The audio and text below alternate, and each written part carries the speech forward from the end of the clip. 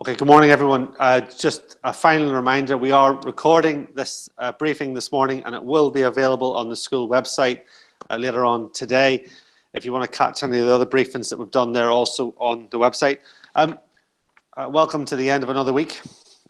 First question really to ask you as parents and carers is, I hope you haven't killed your children this week, and that's a sign of success. So if you and your children are still alive and talking to each other, then you've done well. I'm sure there will be been points during the week where it's been difficult.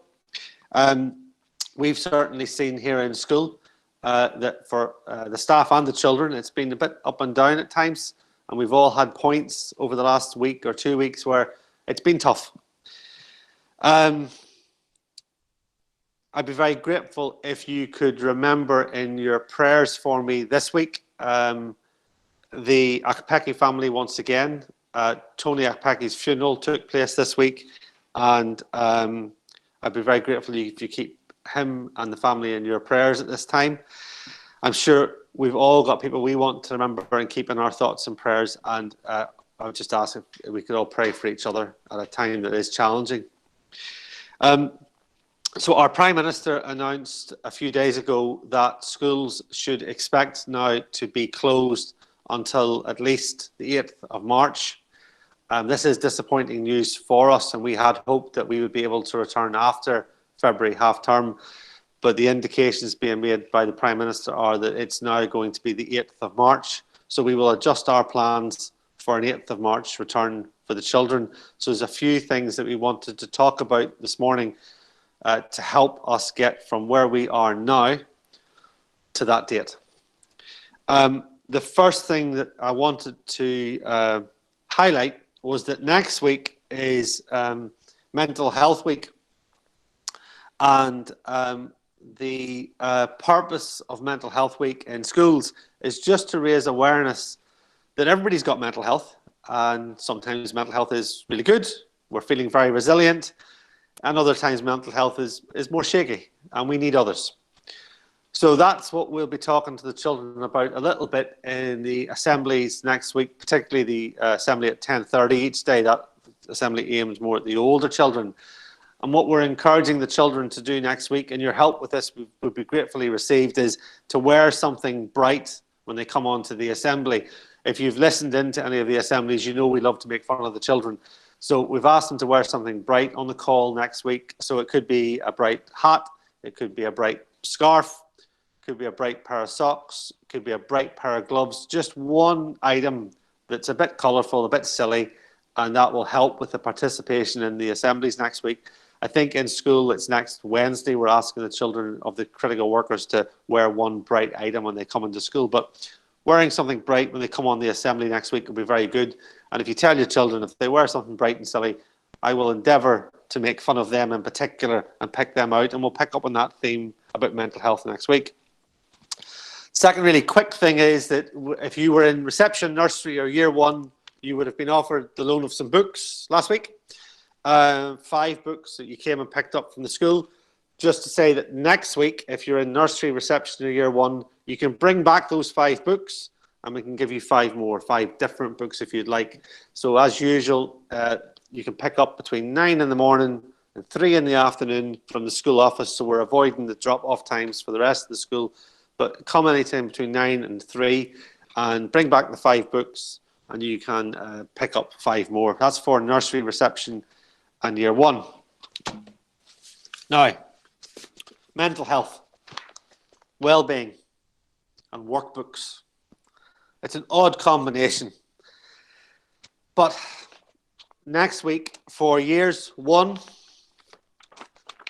2, 3, 4, 5, and you've guessed it, year 6, we are making available more English and maths workbooks. And I want to explain the thinking behind this for you. We will continue to provide the Google Classrooms and the online learning every day. But your child could be getting fed up with the screen, could be getting fed up with the Chromebook, could be getting fed up being sat all the time working in that way. And that will happen for different children on different days. We've already provided you with workbooks previously, and if you didn't get one, just come and get it next week. We've got the workbooks left from last time. The majority of parents picked those up. These are designed for Maths and for English to be complementary to the learning that we're providing. They're additional to what we're providing. They are not compulsory and they are not required, but they are an additional tool for you as parents, so you can say, do you know what, we need some more work to work on, or do you know what, it's not really working for us today, being online, being on screen. Or, in my experience, like my children today at home, the broadband has gone down. We have no broadband in our house today, and it's going to cause real problems around learning. So it's having a backup to say, do you know what, it's been raining really heavily, and for some reason we can't get connection today. Let's go to our workbooks. These are supplementary. They are not things that you have to do, but they are things that we're going to send to you that if you want to do, you can do. So they can be picked up next week from the school office between 9 and 3. Okay. So nursery reception in year 1. Bring back 5 books, get 5 books. What a great deal that is. Year 1 to year 6, workbooks for English and Maths. If you want them, come and pick them up, and then you've got an additional tool there to use.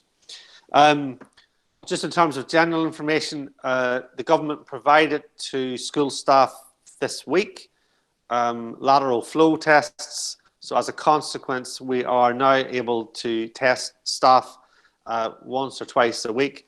And it's an additional way to try and keep an eye on what infection rates might be looking like, so that we're really grateful we've got that additional tool now, which we haven't had, unfortunately, since March. So it's good that we've had that introduced. My last point really is to encourage you to keep going, and to give you permission, if you need it at all, some days just not to worry about the learning.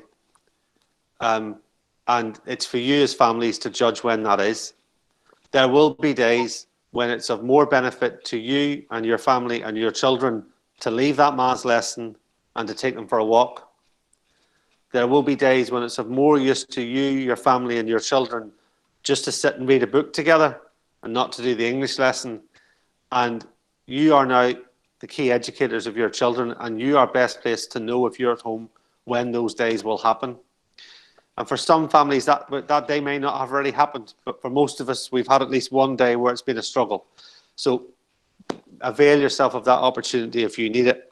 Secondly, I just highly encourage you to get the children onto those live sessions. We have really good turnout, but we know we have children that we're not seeing.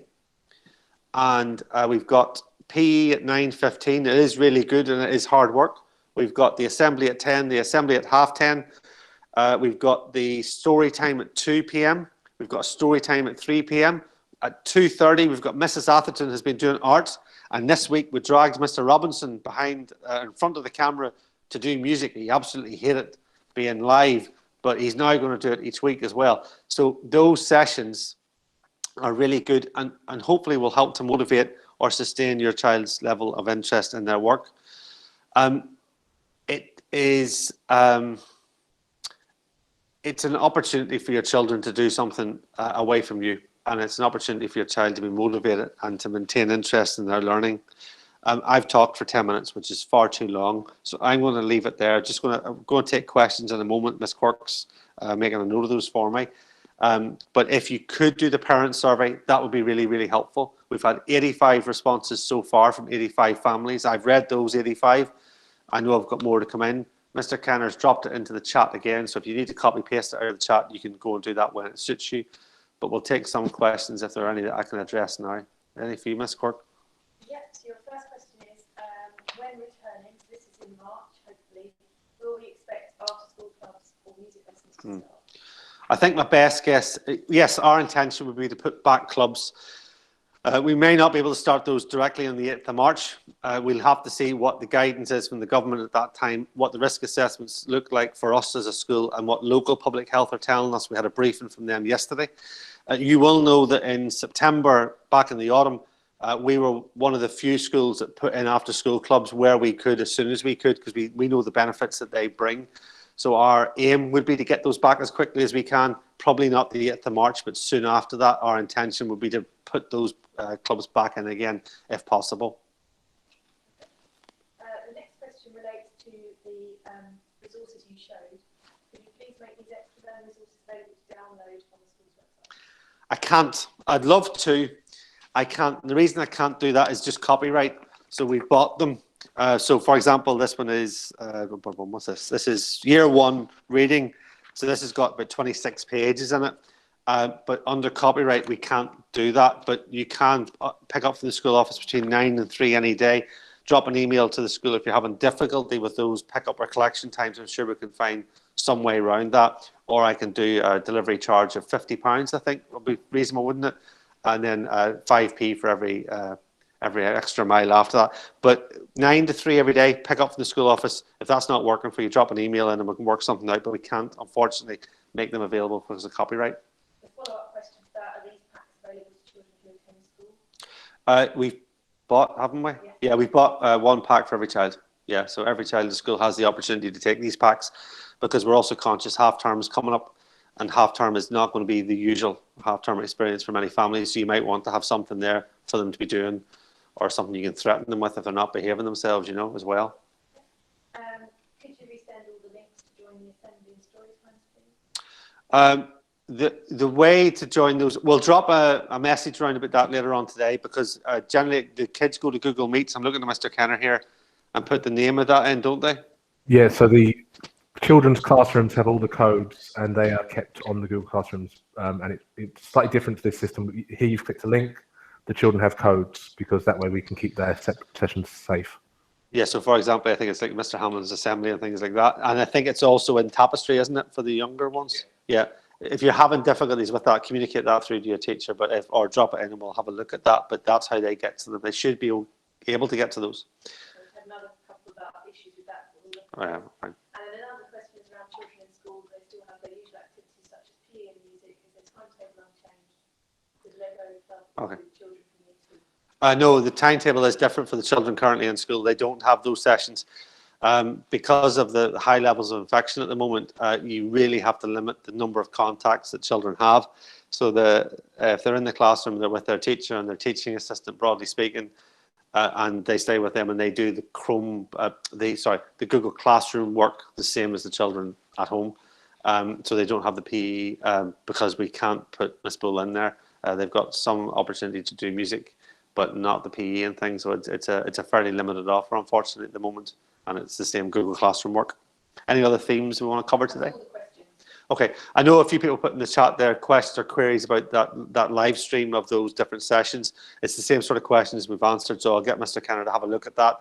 And if you're having difficulties accessing those, feel free to drop that email into admin@, and it will get to the person who can fix that problem for you. I'm really grateful for you taking the time to come on the call this morning. We'll be here again at 11 o'clock next week. Try to be patient with each other and your children if you can. Do not be fretting about the learning. It's there to support you. It is not there to punish you as parents. And just again, you need to make the judgments about what your children can do and when they can do it. We'll try and provide sufficient stuff for you to use. Do the survey for me. I'll be very grateful. Have a lovely week, and we'll see you next Friday at 11 if we can. God willing. Thank you.